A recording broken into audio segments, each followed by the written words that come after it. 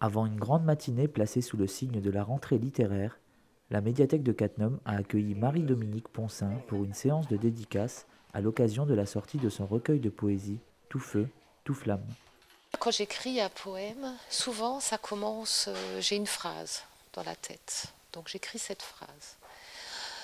Et en général, quand il y a une phrase qui vient comme ça, le reste suit, ça va très vite. Un petit peu comme si on me dictait, c'est incroyable, hein, parce que bon, c'est quelque chose qui vient de mon subconscient, je sais bien, donc j'écris comme ça. Alors que si vraiment je me dis je vais écrire maintenant, je me mets derrière une feuille, là ça ne marchera pas forcément. Hein, le problème de la feuille blanche, c'est quelque chose, quand on veut à tout prix écrire quelque chose, c'est pas toujours évident. Alors que souvent les poèmes sont venus une phrase, deux phrases, et puis ça a suivi, ça s'est écrit très vite, quoi. Écriture touchante et tonalité douce, le livre nous transporte à travers ses origines italiennes, ses hommages familiaux aux mineurs ou aux femmes, et aussi à des phénomènes de société tels que la solitude, le vieillissement ou la mort. Et dire que ce recueil n'aurait peut-être jamais vu le jour sans un coup de pouce du destin. Un jour, j'ai eu un coup de fil à la maison et l'éditeur s'était trompé de numéro de téléphone. Il cherchait l'espace culturel Leclerc de Thionville. Et c'est arrivé chez moi, il m'a laissé un message. Et puis c'était en fait pour organiser une séance de signature pour un autre écrivain local. J'ai rappelé ce monsieur, qui était un éditeur parisien, et je lui ai demandé si il éditait des poèmes. Il m'a d'abord dit c'est très difficile. Bon. Et finalement, je l'ai rencontré l'année dernière au Salon du livre d'histoire de Voipy, où je lui ai donné mes textes. Et puis, de fil en aiguille, j'ai rencontré plusieurs fois de suite, notamment lors de Salon du livre dans la région, à Luxembourg. Finalement, l'affaire s'est faite comme ça.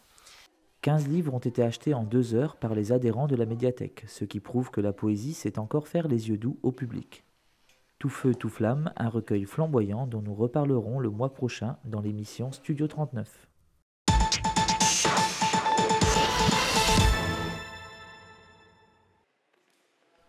Le gymnase de Cattenom, toujours vêtu de son habituel jaune fade que même nos caméras ne peuvent coloriser, a tout de même pris quelques couleurs joyeuses grâce à la présence d'une cinquantaine de pratiquants du Krav Maga.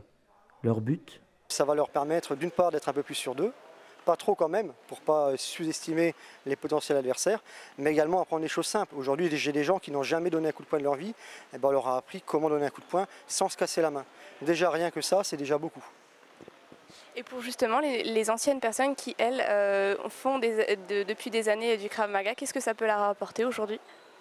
Ah ben forcément, quand on connaît le Krav Maga, l'avantage, c'est que ce genre de stage, 4 heures, c'est l'intensif, on peut forcément se perfectionner et améliorer grandement sa technique.